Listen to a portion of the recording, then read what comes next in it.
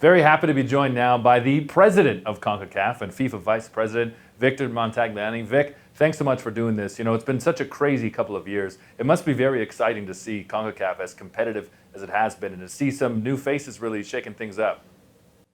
Yeah, listen, I think you saw from the results last night, here's Panama, who has been on a pretty good trajectory and playing at home in front of a crowd at their stadium. And Honduras, who's, got on paper nothing to play for, gets a draw. It shows you, sort of what this octagonal has been. I think I'm happy that we had sometimes you're forced to make decisions because of certain situations like the pandemic, but it shows you that it's been a very competitive octagonal. And, there's still some points that are going to be taken from teams that are technically out of it, which is something, teams like Mexico, Canada, US, and now Costa Rica really need to look after. And yes, it's been a very good 12 games so far. Vic, a lot of people don't know you probably as well as I do, of course, but, I know you grew up in East Vancouver. My dad's an East Vancouver boy, but you had humble, beginnings. And I'm going to make a long story very short here. You come through the Canadian program as the president of Canada, and you find yourself as the president of CONCACAF. It's a monster of a region, 41 countries. You have the richest, the poorest, and everything in between. How have you actually managed to maneuver through that minefield? Yeah, and I think we took a philosophy early on when I walked through the door that there's 41 realities. I think you outlined a few of them already, Craig. But there can only be one truth, and the one truth has to be football.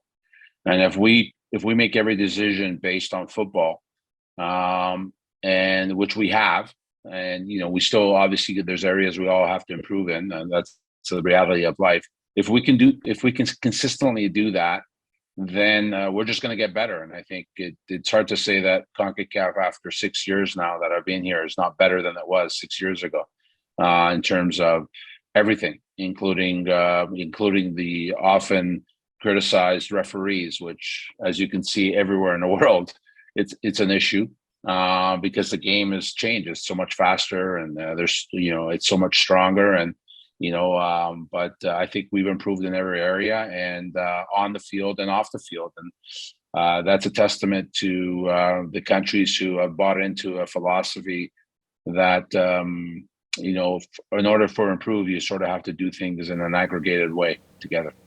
Now, we don't know for sure which teams will be there in Qatar, but we got a pretty good idea. How do you think CONCACAF stacks up right now against the other confederations on the world stage? Yeah, listen, I think, barring some really big surprises, it looks like, Canada, Mexico, and US likely will go through. I mean, Canada is virtually mathematically through, and the other two are not far off.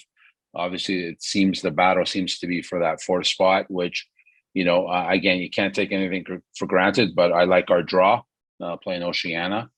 So, we have a really good chance of having 4 teams. Listen, I think we all know what Mexico brings. I know they have. Let's be honest. They've struggled a bit in this octagonal, finding their form, and I don't know why. But it's something they need to address. I think the U.S. is a very deep squad, and they've shown it. Even now, they've gotten a few knocks, and I'm not sure I want to draw Canada in any group with pace and the attitude they bring to the pitch. And I think, even some of the more traditional, even like European powers, they play a pretty stagnant style, right? A lot of them. Yes, I know they're good players. They play in good leagues, but, the dynamic of a team like Canada and I think could surprise a lot of people. And same with the U.S. once they get all their horses there in terms of the athleticism of some of our teams, and a lot of the players are not playing at a very good level. Vic, thanks so much for doing this. Great to speak to you today. No, that's great, guys, and I hope to see you guys at the stadium on Sunday, a stadium full of red.